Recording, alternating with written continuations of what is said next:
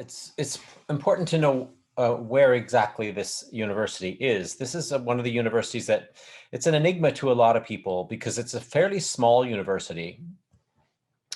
It's relatively old. It's been around for quite a long time, but was very, very small. And as a result of that, it's sort of specialized in a certain number of small areas. One of the great claims to fame of the University of Waterloo is that it's where this company called BlackBerry, or Research in Motion, began. And as a result of that, although it's no longer a huge player in the world stage in technology, the company is still wealthy, and the company is quite indebted to the University of Waterloo, and so there's quite a lot of funding there. And as a result of this, it's become kind of an elite university, almost a boutique university. It's located in the city, which is fondly referred to as Kitchener-Waterloo. It's a twin city. The Waterloo part, of course, is where the university is, which is in southwestern Ontario. Ontario is the largest province in Canada with by far the most universities. It's fairly close to Toronto. As Akash mentioned, I taught there for 6 years, and I lived in Toronto the entire time, commuting there. So it's not a difficult commute. I wouldn't recommend it, of course, but if you're a student, it's about 100 kilometers away from the airport, which is the main international airport. And at the moment, what with COVID, it's the only international airport in Ontario that's working. There are 3 campuses. Specialized campuses, one for architecture, one for health sciences, and now one for digital media in nearby cities. All of the cities in southwestern Ontario are fairly close to one another. They're a short drive, and there's quite a lot of transportation as well. So the city of Waterloo it's a small town, I would say about a couple of 100,000 people, but it's a very well-designed city. It's a very livable city, and that also extends to the campus at the University of Waterloo. It's extremely user-friendly. Just trying to move to the next slide now, and there we are. And this again is not necessarily revealing of the truth of the university. It's university rankings. It's number 2 in Canada for the most innovative university. And the thing about the University of Waterloo is because of this research in motion / BlackBerry connection, there's a great deal of funding for innovation, especially in technological areas. So it's very large in computer science, and but generally as a liberal arts college, it is probably one of the most student-friendly universities in the country. As I said, it's a small university, and consequently it's difficult to get in, but it does have a focus on international students. It's the 3rd best overall university in the country, generally speaking, and it's the 4th for the highest quality. So those are important rankings, and ones that I think are relevant as well. Here's some entrance averages to give you a sense of where we are. As a general rule, the University of Waterloo requires the highest entrance average. The thing about the University of Waterloo also is it's fairly different from other universities. It doesn't compete with other universities. It does its own thing, and it does it extraordinarily well. Just as an example, they have a fairly close connection with the local Mennonite community. The Mennonite community is a small Christian sect that settled the area of the southwestern Ontario around Kitchener-Waterloo. And they provide free meals once a week to anybody who wants to go. And this is something that for several years when I was first teaching there, I kind of didn't believe that it was possible, but it's true. And there's nothing attached to it or anything else. It's just one of those things that they do, which I think is in some ways emblematic of what the university is. It's a small university with a very sort of kind of homegrown feeling to it. And at the same time, it's extremely serious. Just one example, I thought it was interesting in my second last year teaching there. I was teaching only 2 courses because I wasn't teaching full time. And I came in and they presented me with an award. And the way that they chose the award for outstanding professor was that they chose the student with the highest GPA, and they asked that student to write an essay about the professor who had the most influence on them.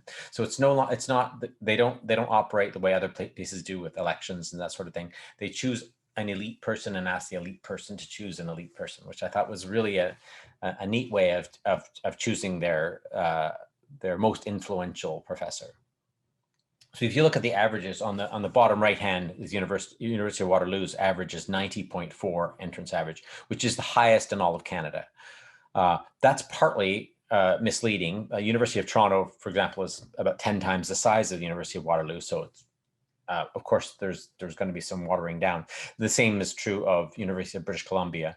And McGill University is also a large university and diverse, and consequently there's a great variation from program to program, whereas Waterloo focuses quite closely on certain areas, and that's the reason for the very high average, and also for the QS World Ranking being not quite as high as the others. Moving on to the next slide.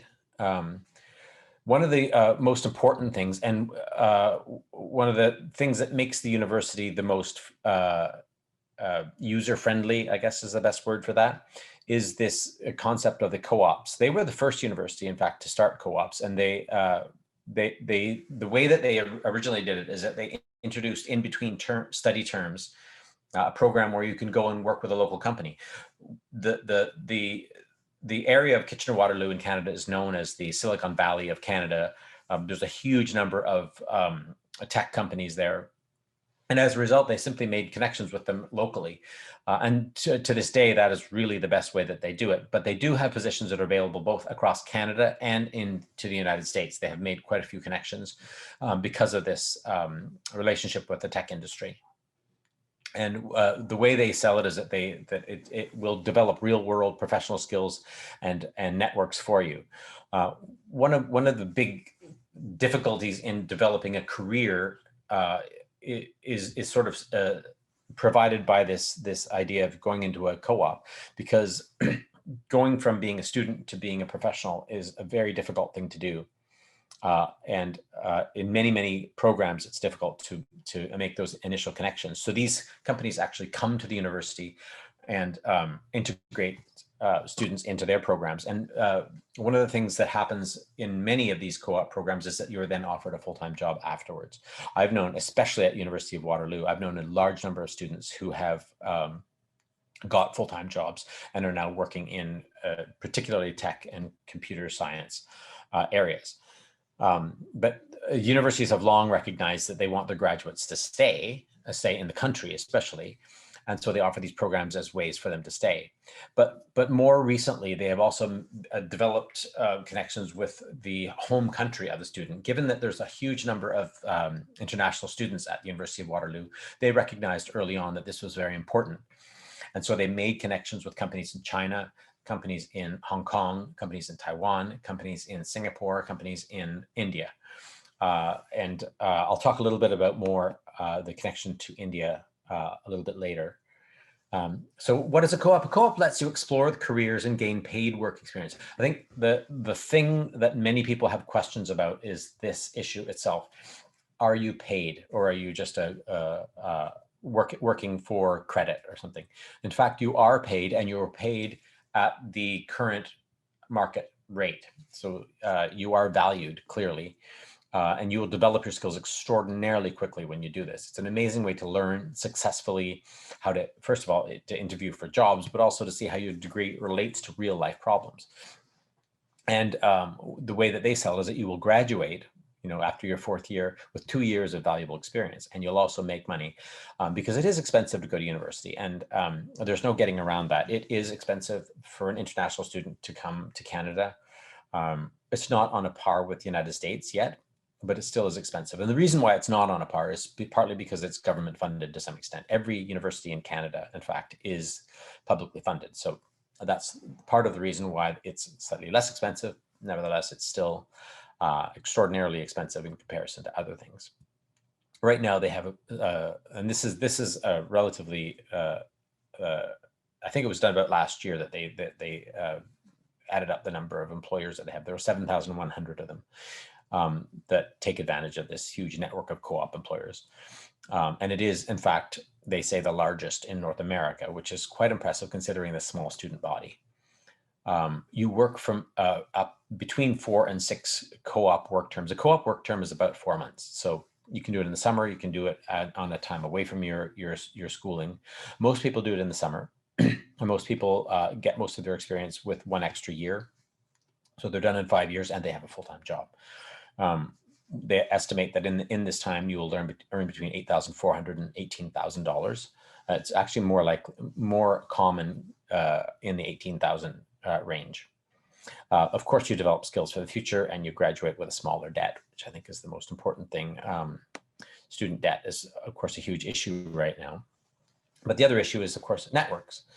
So here's some of the majors that are significant and ones that worth considering. Engineering program at Waterloo is closely aligned with the computer and tech industry. So it's number 2 for engineering in Canada, and one that definitely to think about. But the second one is nanoscience. Nanoscience is the science of small things, of course, and the University of Waterloo has specialized in this for quite a long time.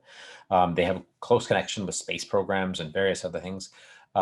You'll notice that the computer science program is 24th in the world. That's partly simply because so many other programs have also become very good in the last few years. But nevertheless, it's highly competitive and highly regarded degree when you get out as well. Hospitality and leisure management studies. This is something that's quite important as well. Generally speaking, in the world, of course, right now there's a lot of problems, and I'll talk a little bit more about the issues around the COVID situation in Canada in a moment. But for now, this is an important program, and it's likely that it will get going again fairly soon. Also, it's number 41 in the world of engineering and technology, and this is because, again, there's so many programs in the world that are doing that. So here's how you apply to the University of Waterloo. Similar to all other universities in Ontario, you apply through this website called the OUAC, or the Ontario Universities Application Center. And I recommend that you go to this website because it is important to find out a lot of information. It's how you apply to any undergraduate program. And in fact, all of the programs, you can apply from that same spot, and you can apply for as many as you want, provided you pay the fee. But there is no other way to do it. You can't apply directly, and you must apply through this OUAC thing. So the deadlines, of course, I was concerned about this when I first looked at it, because almost all the programs, with the exception of the Chinese partnership agreements, have already passed. But I was told that many of you are younger students and are not expecting to go into the program next September. For a number of reasons, I think that would be a good idea. Even if you are hoping next year, I would caution you against doing it necessarily, simply because in Ontario, the province that Waterloo is located in, and where I am right now, we're being extraordinarily vigilant about first of all, about international flight, and second of all, about students attending live university. And I think one of the consensuses is that it is not the best education, that it's being affected adversely to some extent. So have a look at these, the deadlines. So all programs, except for pharmacy, optometry, and the Chinese partnership agreements, are February the 1st for their deadline. So bear that in mind next year. It'll be the same next year as well. And as they point out here, we admit first-year students for the term starting in September only. So they don't have a January acceptance. And again, also the deadline may be extended if a program is not yet full. That's almost never happened and almost never will happen. So although it's an interesting caveat, I wouldn't worry about it too much. Now, here's how you find the admission requirements, what you need to do. If you're a high school student, and I'm assuming most of you are high school students, this is the website where on the OUAC, where you find out what exactly you need. Sorry, on the University of Waterloo website, to find out what exactly you need in order to get into individual programs, because they are all different. Every program has different requirements. So let's deal with some of them right now. The computer science admission requirements for Indian system students and I think this is relevant for most of you. Here are the program requirements. You need the standard 12 mathematics. The standard 12 applied mathematics is the standard 12 applied mathematics is not accepted. It's the regular mathematics course with a minimal final grade of 90%.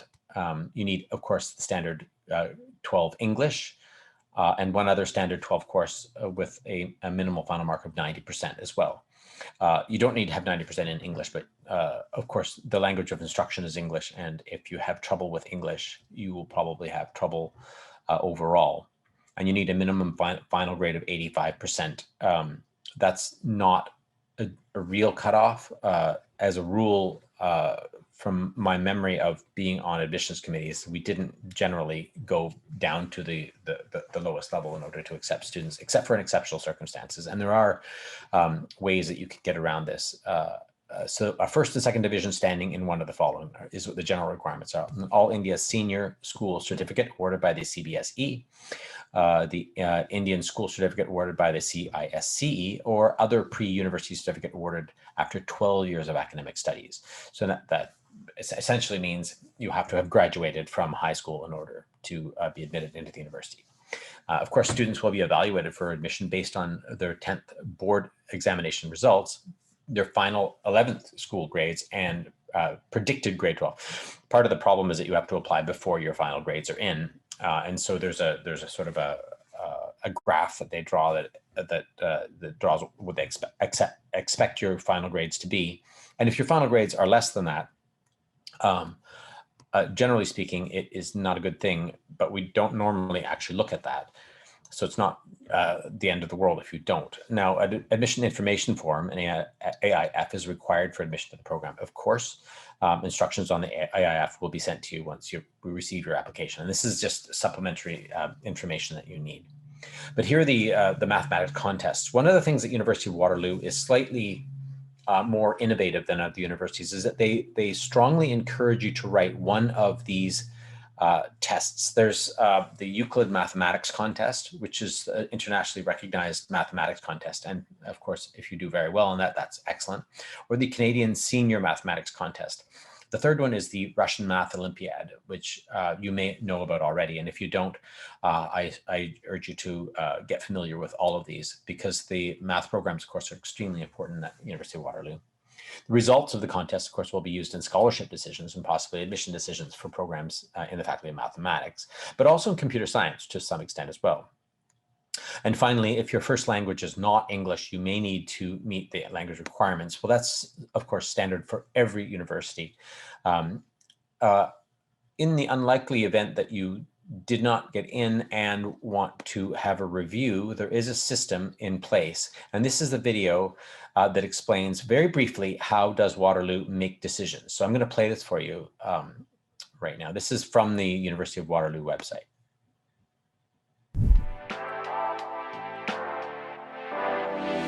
We focus on two things when making our admissions decisions at the University of Waterloo: your grades and your supplementary information. The focus is going to be on your grades.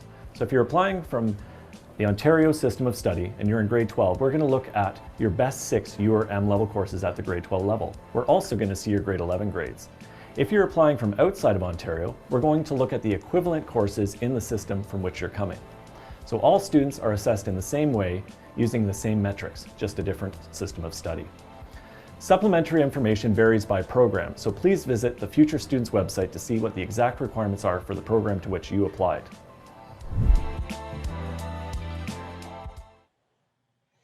So the point that they're trying to make there is that there are, in fact, don't want to watch that again, do we? The point that he's trying to make is that although there is a strong emphasis on academics, because it's a strong academic university, there is a way around it in certain specific situations where you have conditions that are slightly different from another. So if you have questions, and this is one of the things that, now most of these are already done, but I would direct your attention to the bottom one, the KIC India Web Fair, which is on April the 24th, 2021, between 8 and 11 Eastern Daylight Time. I'm sorry, I don't know what time that is in India, but I know that it'll be available for you to have a look at. As well, there was a web fair in January, and there is another one on January the 16th and January the 19th as well. There are connections as well to members from the University of Waterloo community that are in India, Karuna Ausman and Ashley Rosary. You can get in touch with them at those, and Pabak Vyas as well, which I didn't know about. So this is for India, Pakistan, Bangladesh, and Sri Lanka. If you write these emails down, please take note of that and take a minute to get in touch with them if you have a moment. I'll just give you a sec to write that down.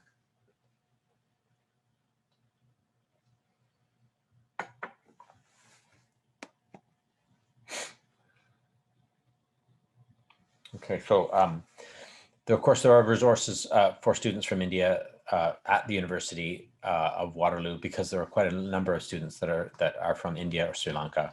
Not so many from Pakistan and Bangladesh, but that is probably going to change in the next few years. But there is a Hindu Students Association, there's an Indian Cultural Association, International and Canadian Student Network, an international peer community where you meet people, build support, and learn about Canadian culture, if you're interested in that. And then there are immigration consultants, of course, that you can also meet to talk about various things like medical, financial, and cultural adjustments, as well as your taxes, if that becomes an issue. And it will become an issue if you decide to do the co-op program, because when you earn money, you have to pay taxes, or at least find a way not to pay taxes, as some people have pointed out. But there are resources for students from more than 120 different countries. I would say the largest two cohorts are from China and from India. So the reason why there's more resources for them is that, and I'm sure all of you already know that India is renowned throughout the world for its technological innovation. So that is the reason why there's a lot of students at University of Waterloo from India. Information form, the AIF. This is something I mentioned earlier. When the university makes their admissions decisions, they look at factors in addition to grades.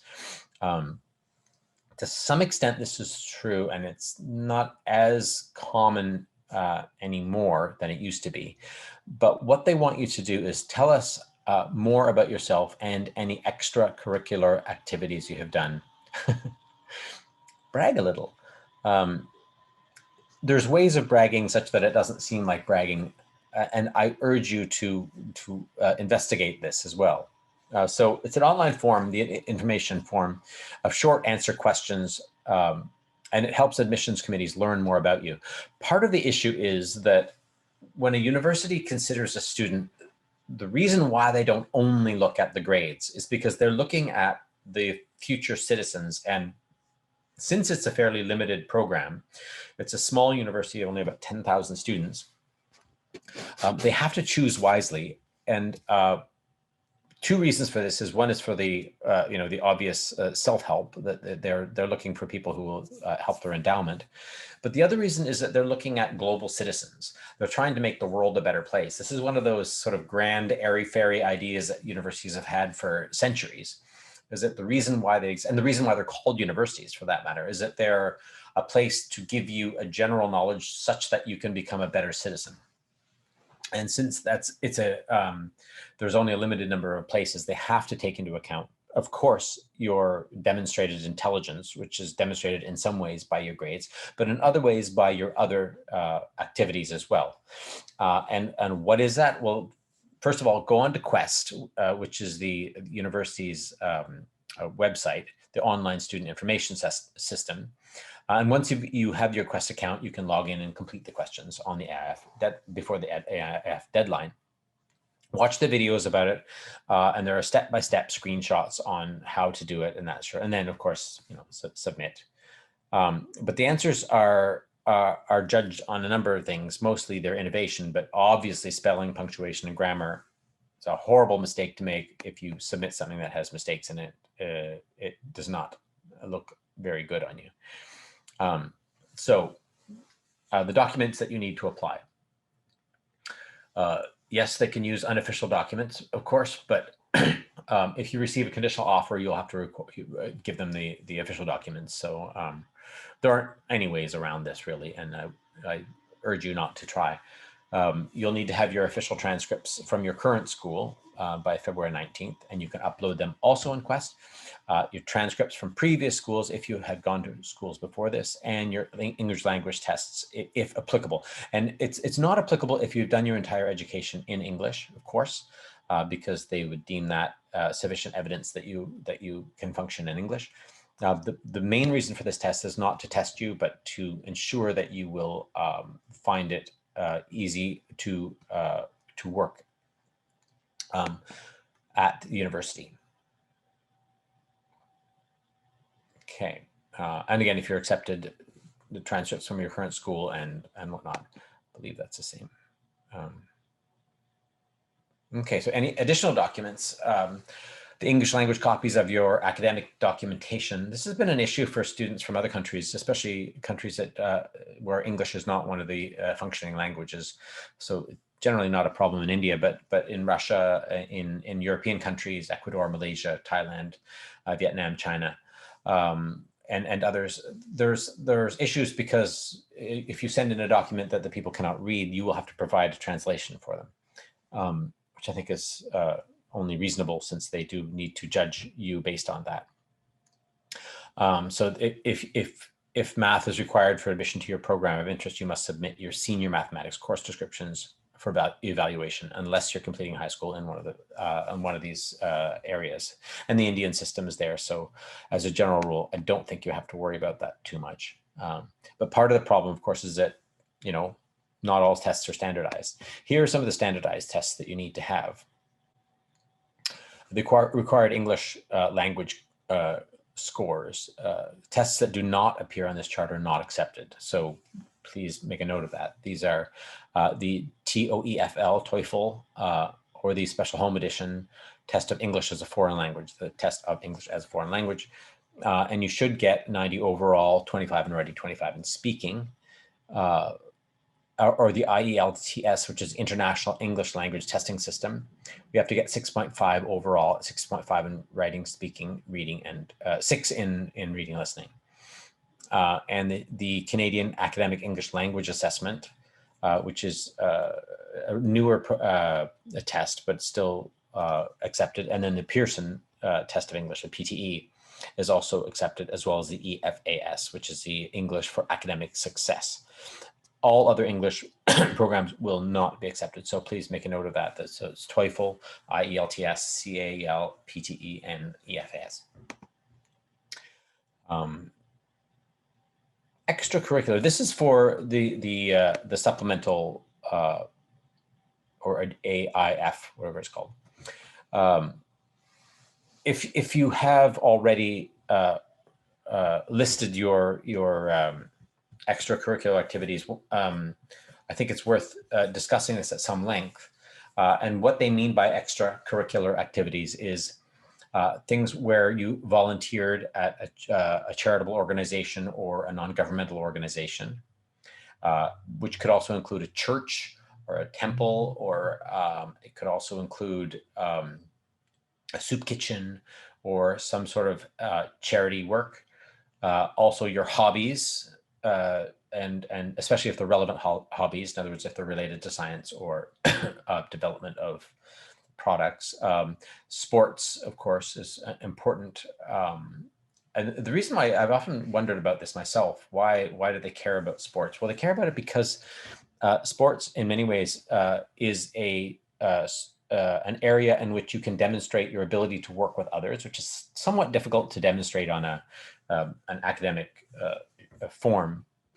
And so that's why they care about it. So particularly sports like, cricket or soccer or something would be something that people would be interested in knowing about.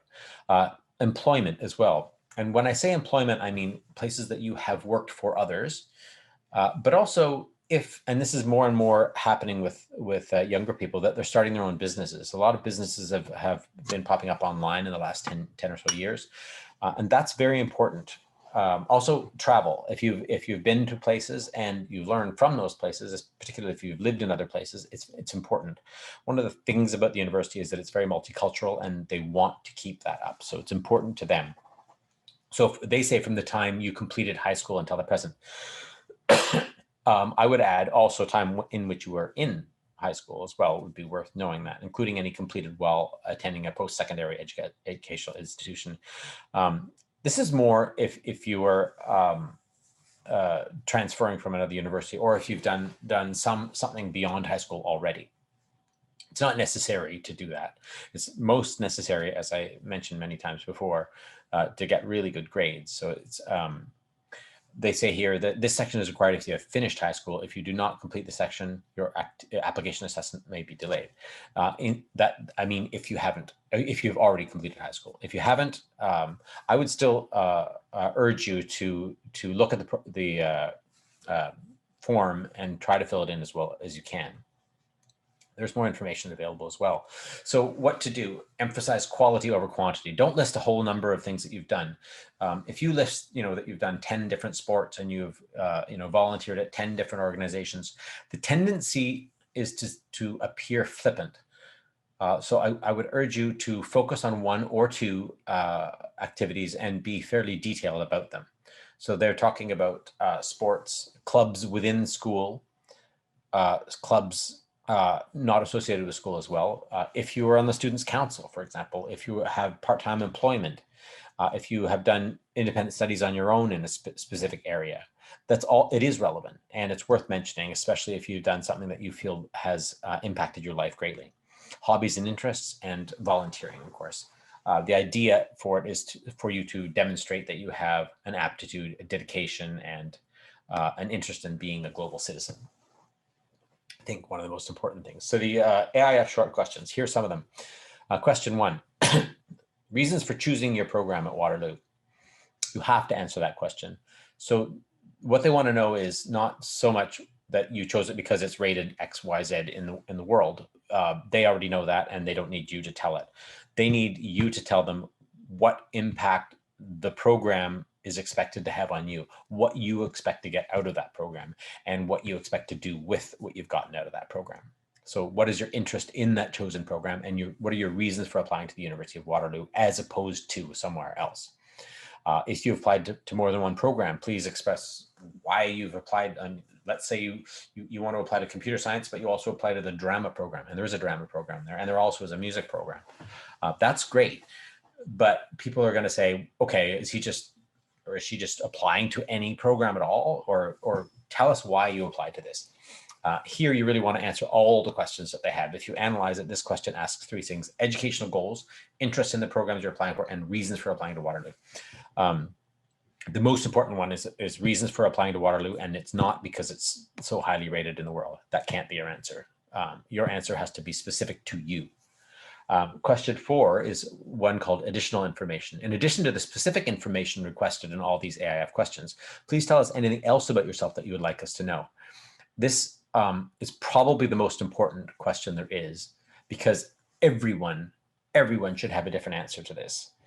So please make sure that you complete all sections of the AIF before submitting this page, of course. So answer all the questions, but the final question should always be, tell us something about yourself that we didn't cover in the other areas.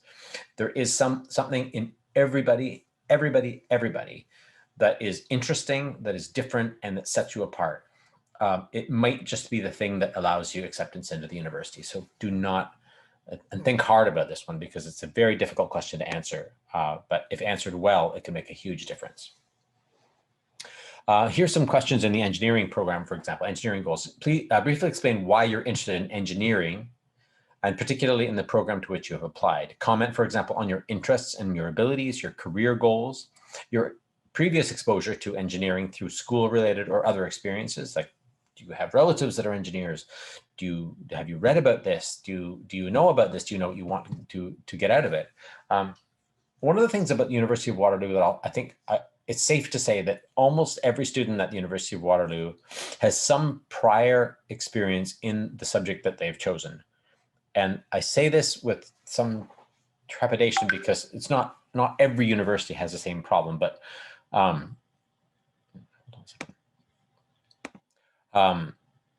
oops, I actually went ahead by mistake. I wanted to stay on this for 1 second more. And tell us more about your goals. What sorts of things would you like to accomplish at University of Waterloo engineering, and why? I think a lot of countries, especially countries that are in the high development mode, India and China, and quite a few other countries, particularly in Southeast Asia, are relevant to this issue because they are currently in development mode in quite a high degree in comparison to countries that are that have been in this development mode for a long time. I was going to include the United States, but I think a lot of things have been changing in the United States recently for the better. But part of the problem is that the university has been, the country has been hit so hard with the COVID, the COVID pandemic, that many things have changed in terms of a lot of things, and they're quite difficult to predict right now. Whereas I think it looks like Canada is doing quite well in this. It looks like India is doing quite well in this. So you can look at the sort of larger global issues. So what sort of things do you want to accomplish in the program and in the longer term? So how do you do it? That's the wrong university. That's U of T. First year tuition fees at University of Waterloo. Depending on the program that you go into, of course, there are less expensive ones, but all of them are over 40,000. And we're talking Canadian dollars here. So a Canadian dollar is worth about 70% of what an American dollar is. So bear that in mind. So it's still quite a bit cheaper than going to an American university. I hesitate to say this about all universities, but the University of Waterloo is competitive with American universities, certainly. So the faculties of applied health and sciences is 40,900. Engineering, a little bit more because it's you're going to look at higher incomes once you get out, but also because the program is a little bit more elite in the world. It's $60,000. The faculty of the environment, which is fast becoming a very important subject and one that I would urge you to consider if you're interested in that area. It's only $41,000, and it's quite a well-regarded program. Mathematics, science, and accounting are also very good programs and relatively inexpensive in comparison. The computer science program, business administration, which is done in conjunction with Wilfrid Laurier University, which actually used to be part of the University of Waterloo as a larger university that's separated off a number of years ago. So actually, that's not entirely true. What happened is that the university that's now called Wilfrid Laurier University used to be called Waterloo Lutheran University, and one of their satellite campuses became the University of Waterloo. So University of Waterloo used to be part of the larger Wilfrid Laurier program, but now is separate and quite distinct from it, and in my opinion, quite a bit better as well. So you'll see those prices, and of course there's books and supplies and whatnot. They estimate $2,200, not huge. So scholarships that are automatically considered, and this is something that you don't have to think about at all, and you may be considered for them. So once you've applied for admission, of course, you'll automatically be considered for the President's Scholarship of Distinction, which is a $2,000 entrance scholarship and $4,500 International Experience Award and or $1,500 Research Award, depending on how it applies to your program. You'll need to have a very high initial admission average of 95%. Normally, students get considered for that when they're above 95%. The President's Scholarship, which is a $2,000 entrance scholarship, also the same basic criteria. The Merit Scholarship is where you merit. It's only $1,000, but it is an interesting one to get because it's merit based, not entirely on grades. And then the entrance scholarships that are supported by alumni and donors, which are between $1,000 and $5,000, and there's quite a number of them. And a lot of these come from the Research in Motion people. As well, there's an International Student Entrance Scholarship, which is $10,000, and it's available to international students admitted to the first year of a full-time program, and it's applied directly to your tuition, so it lowers your tuition a little bit.